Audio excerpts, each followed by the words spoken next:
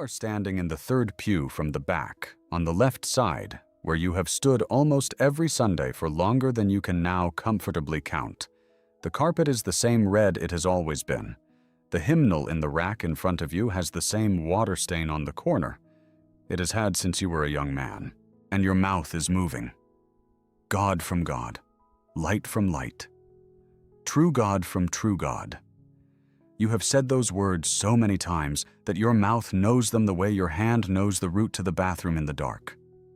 You do not think about them. You have not thought about them in years, maybe decades. They come out of you the way breath comes out of you. And then, on one ordinary Sunday that looks exactly like every other Sunday, something happens that has never happened before. The sound drops out. Not literally. The congregation is still speaking around you. The organ is still holding its note. Somewhere a child is still fussing in a back pew. But for one full second, you cannot hear any of it, because you have just heard your own voice say the words, "True God from true God." And for the first time in 50 years, you have actually listened to what you were saying. And a question arrives in that silence, uninvited, the way the worst questions always arrive uninvited. Where did these exact words come from? Not the general idea.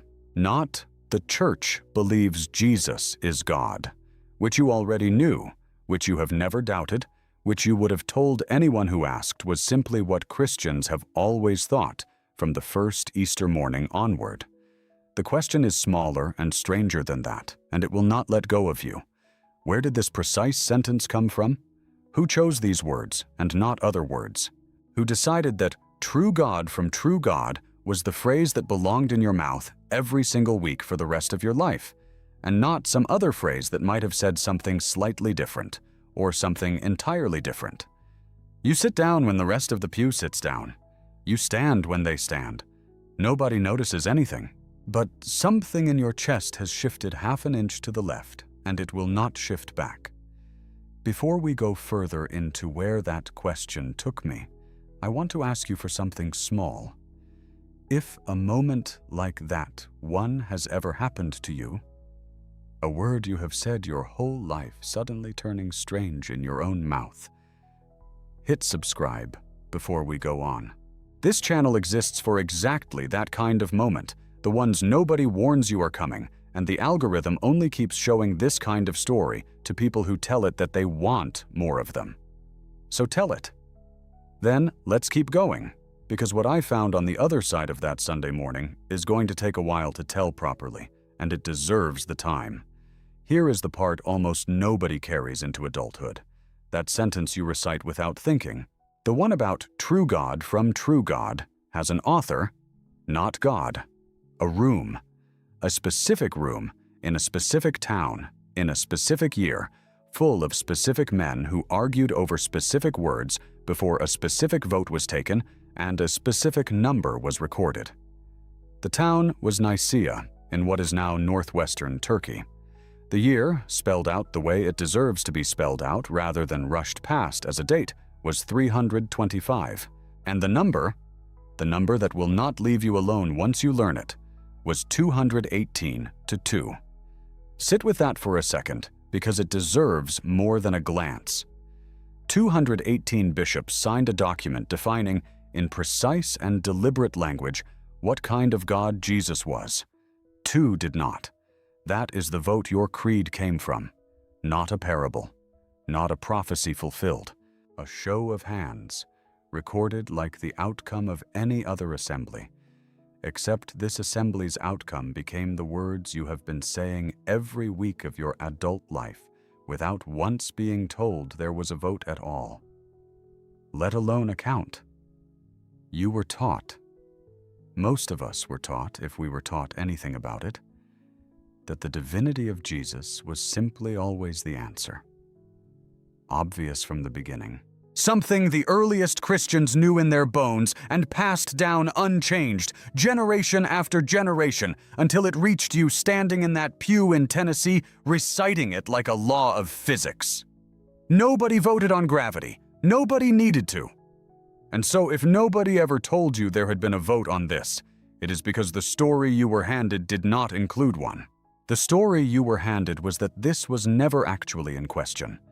Here is where I have to be careful with you, because this is exactly the point where a story like this one goes wrong, and I refuse to let it go wrong. There is a version of this that would tell you the men at Nicaea invented the idea that Jesus was God, out of nothing, in a single afternoon, and that before that council nobody had ever thought such a thing. That version is not true, and I am not going to tell it to you because it falls apart the second anyone who has actually studied the period looks at it, and I would rather you hear the honest version from me than the exaggerated version from somewhere else and feel betrayed later when you find out it was inflated. What is true, and what is stranger and more unsettling than the inflated version, is this. Nobody at that council in 325 thought Jesus was an ordinary man. That was not on the table. What was on the table? What 220 or so bishops had traveled from across the entire Roman world to argue about at the summons of an emperor who was not even a baptized Christian himself, was the boundary of that divinity. Where exactly it started. What exactly it meant. Whether Jesus was God in the fullest, most absolute sense the word could carry, eternal, uncreated, made of the same essence as the Father, with no beginning at any point in time. Or whether he was something else, something exalted, something enormous and worthy of worship, and closer to God than any human being who ever lived, but still, underneath all of that, a creature, something that was made. There was a name for the man who argued the second position, and history has not been kind to him, and you deserve to hear about him honestly rather than as a caricature, because the caricature is part of what makes the whole story feel smaller than it actually was. His name was Arius. He was a presbyter in Alexandria, one of the great intellectual cities of the ancient world, and he was not some fringe crank shouting in the street. He was respected. He had a following large enough to worry an emperor. He wrote hymns that ordinary people sang on the docks and in the markets, hymns that carried his theology into the mouths of dock workers the way pop songs carry a melody today. And his argument at its root was not born out of contempt for Jesus.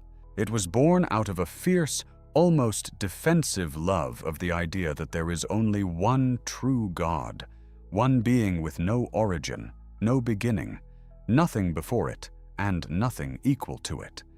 And Arius could not make himself say that the Son had existed for that same infinite stretch of time, because if he did, it seemed to him that Christians would have quietly ended up worshipping two gods instead of one, and calling that monotheism anyway. Arius had a phrase for it, and the phrase is the kind of detail that once you hear it, you cannot stop turning over in your mind. He said there was a time when the Son was not there was a time when the Son was worshipped less, not there was a time when people misunderstood the Son. There was a time when the Son simply did not exist yet. And then, at some point before all created things, God brought him into being, first and greatest of all things made, but made nonetheless.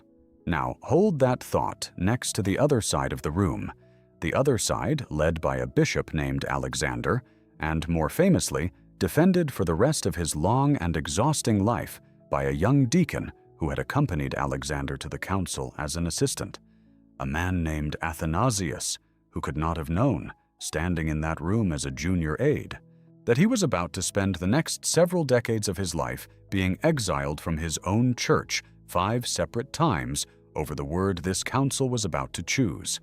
The word was Homoousios, same substance, same essence, not similar, not comparable, the same. And here is the detail that the Rotero has to give you slowly, because it is almost too small to believe until you actually sit with it. The word Arius's side was willing to accept. The word that very nearly won instead was Homoousios, similar substance, one letter different, one Greek letter, the iota, standing between the same as God and similar to God. 50 years of your faith, sitting in that pew reciting true God from true God, rested on the side of history that insisted on the letter Arius's side was willing to live without. 1 iota. That is the entire distance between the two positions that a council of the whole Christian world convened to settle. It sounds almost too small to have mattered. And that is exactly why it unsettles people who learn it for the first time.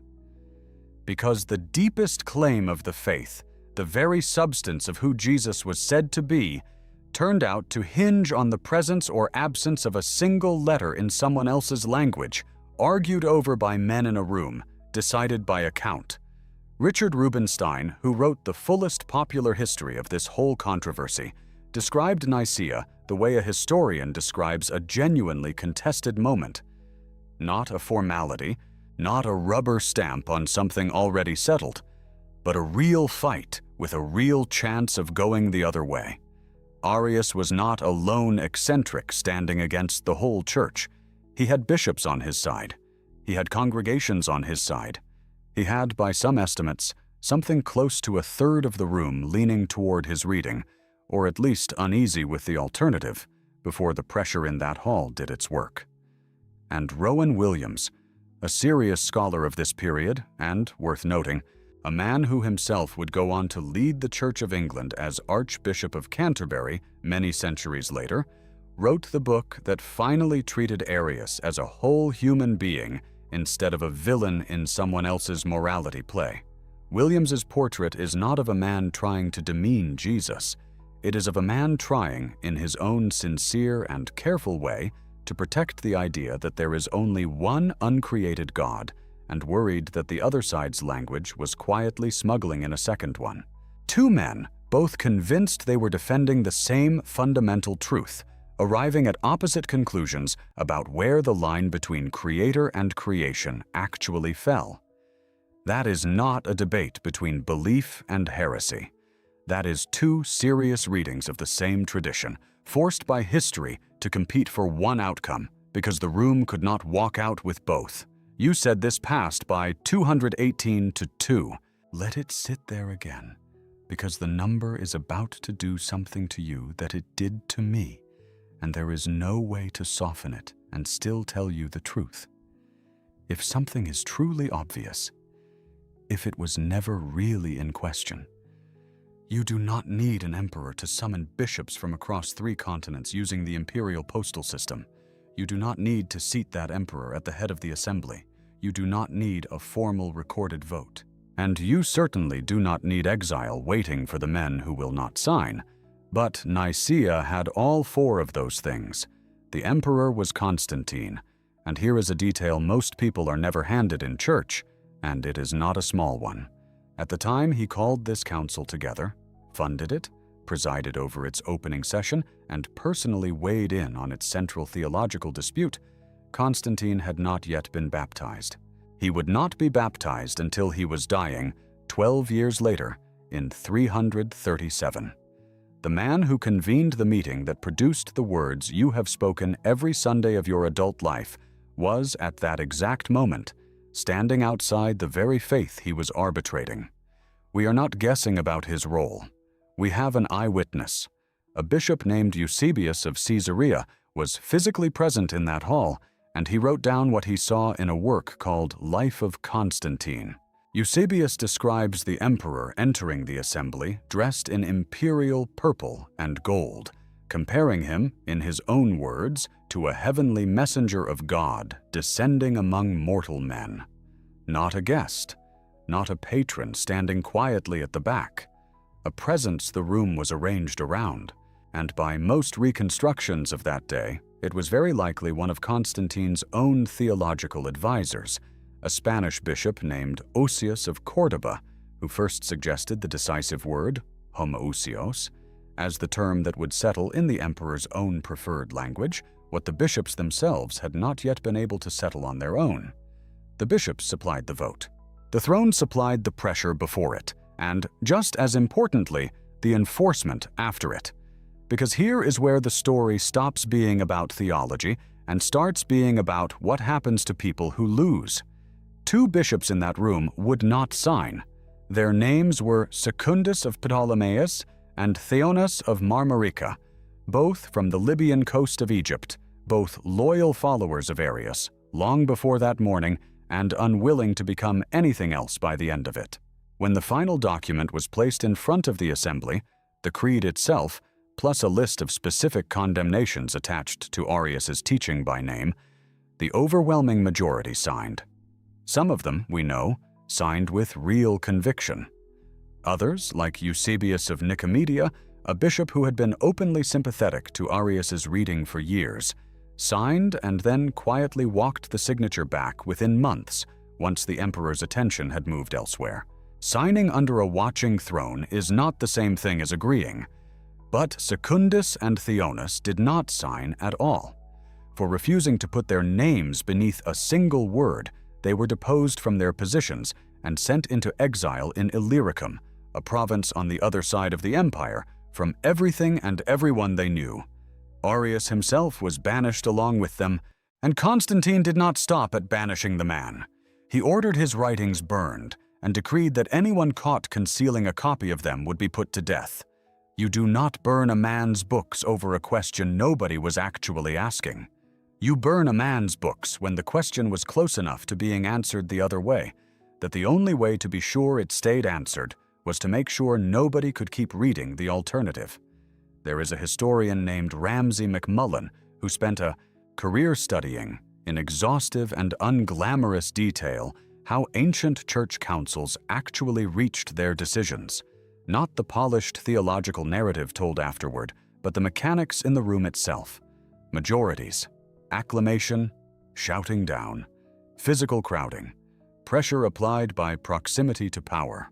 MacMullen's work is the single clearest confirmation that doctrine at gatherings like this one was very literally settled the way you settle any contested vote in a room where one side controls the exits, by counting and by making it extremely costly to be counted on the wrong side. Now here is where I need to tell you something about myself, because I have carried a particular kind of anger about this longer than I have carried almost anything else connected to my faith, and it is not the anger you might expect. It is not anger at Constantine. He was a Roman emperor consolidating a fractured empire. Of course he wanted one version of the story, not 5 competing ones splitting his provinces along theological lines. It is not even anger at Arius, or at Athanasius, or at anyone who stood in that hall in 325, arguing for what they sincerely believed was true, under enormous pressure, in an era none of us would have survived with our convictions intact either. The anger is for the men who came much later, closer to my own lifetime, who knew all of this, who sat through the very seminars where this history is taught plainly, who read Eusebius's own eyewitness account, who could recite the vote count from memory, and who stood in front of congregations exactly like the one I sat in every Sunday, and said nothing. Not because they were hiding a conspiracy. I do not think most of them were. I think, and this may be the saddest version of the truth, that they simply never connected the words they were having their congregation recite to the political meeting that produced them. It did not occur to them that the disconnect mattered. It occurred to me the moment the sound dropped out in that pew, and it has not stopped occurring to me since. I had a conversation years after that Sunday with a retired pastor I will not name, a man who had led a congregation for over 3 decades before he stepped down.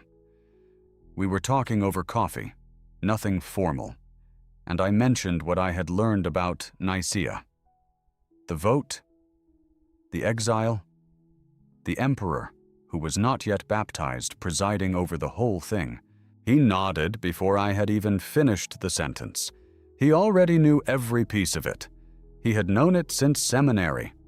I asked him, as gently as I could manage, why none of that history had ever made it into a single sermon in 30 years of Sundays.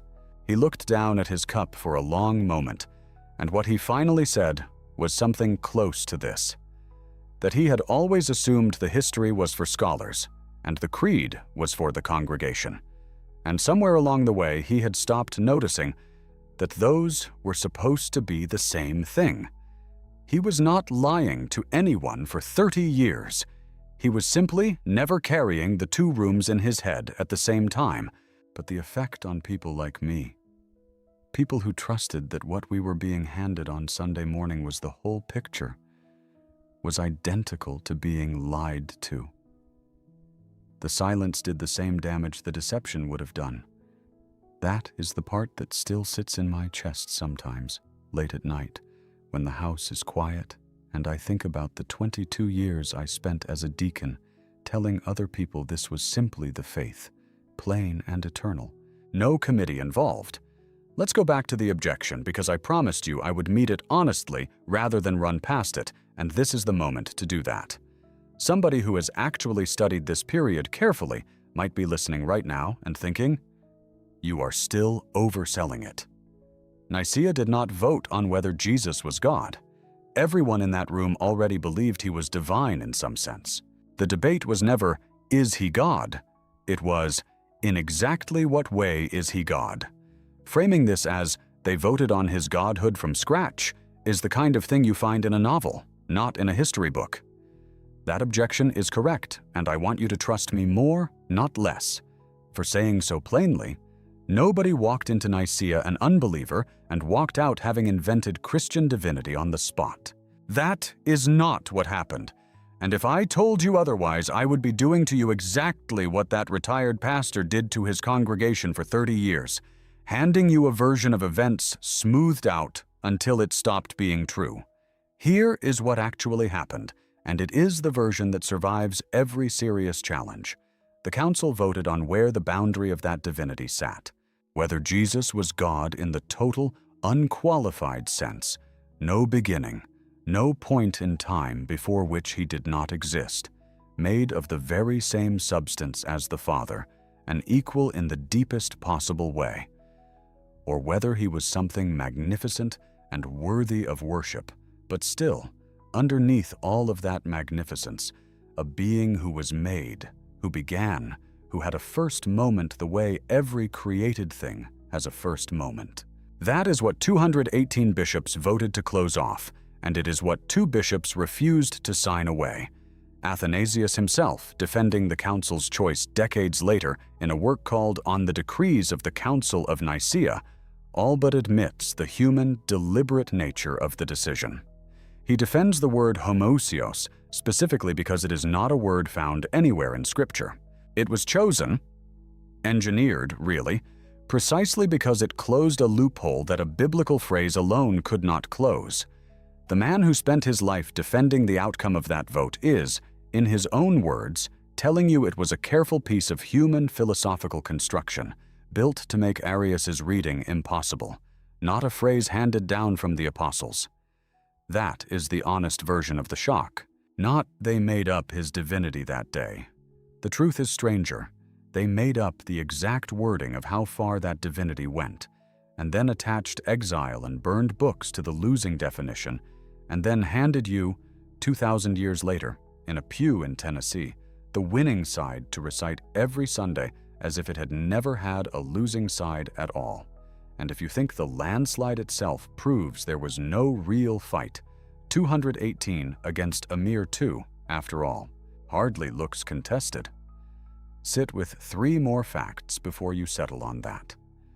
First, the men in that room were sitting under the gaze of an emperor who had summoned them at his own expense, who wanted one unified answer for the sake of a fractured empire, and who had already shown, before the ink was even dry, exactly what happened to bishops who declined to sign. Agreement gathered under that kind of watching is not the same thing as agreement freely given, and everyone in that hall understood the difference even if the final tally does not show it. Second, we know for a fact that not every signature meant what a signature is supposed to mean. Eusebius of Nicaea, a different Eusebius from the eyewitness historian, a bishop with real Arian sympathies, signed the creed at Nicaea and then quietly reversed himself within months, once he was no longer standing in that particular room. If a landslide includes votes that evaporate the moment the pressure lifts, it was never really a landslide. It was a room full of men doing the math on what a refusal would cost them, and most of them deciding it would cost too much.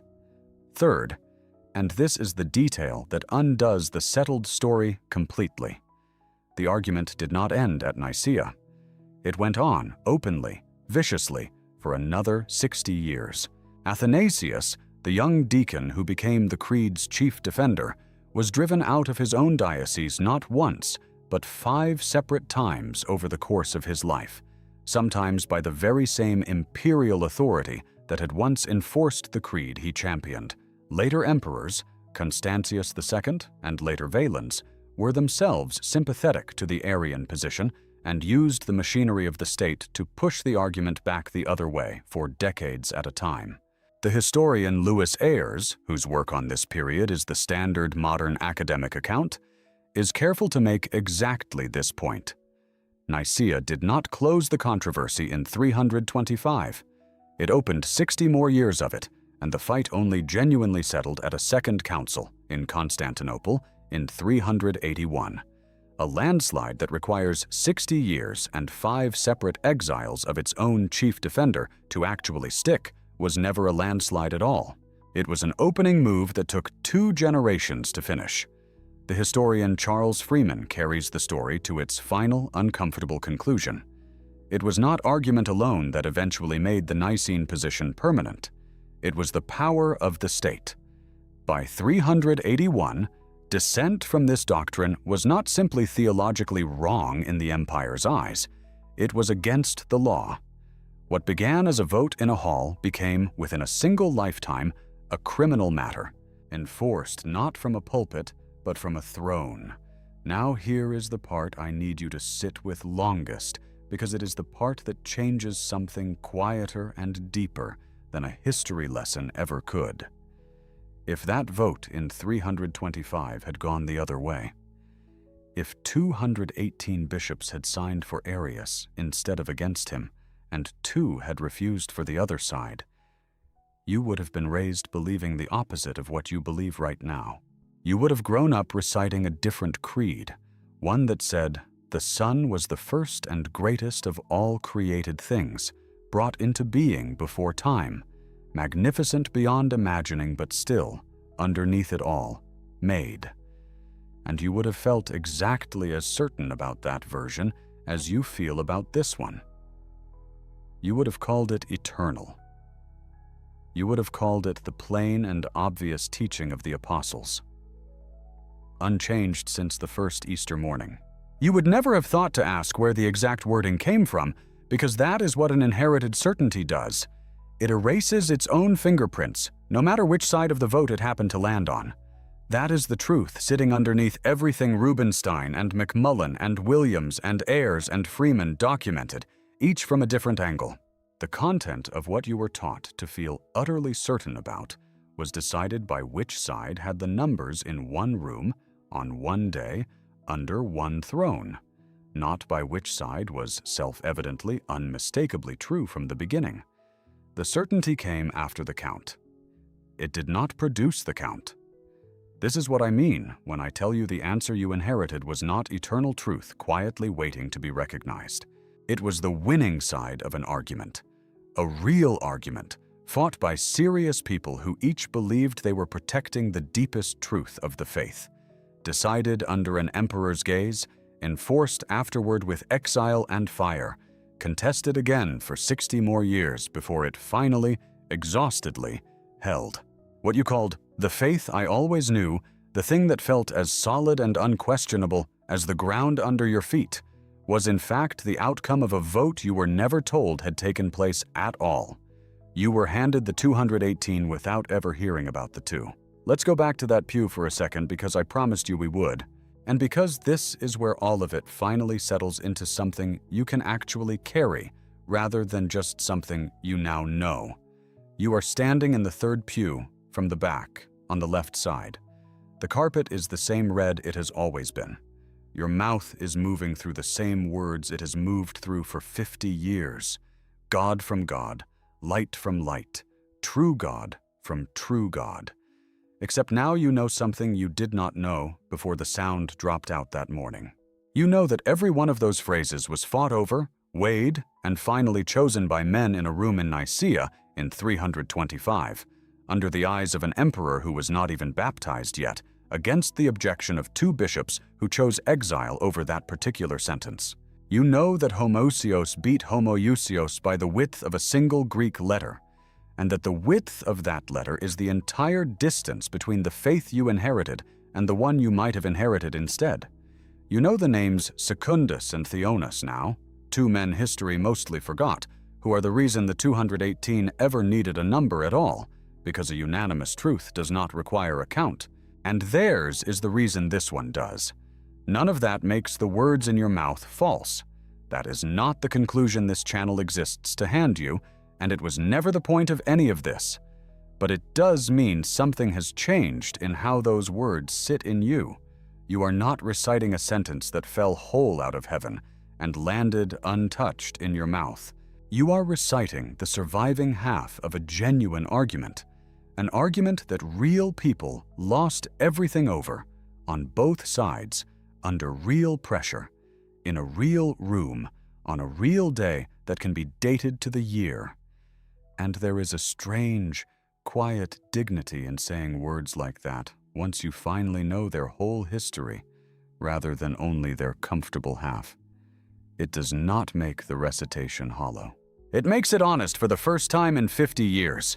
You were not naive for never asking where the words came from. Nobody hands you the minutes of that meeting along with your first Bible. You inherited a winning argument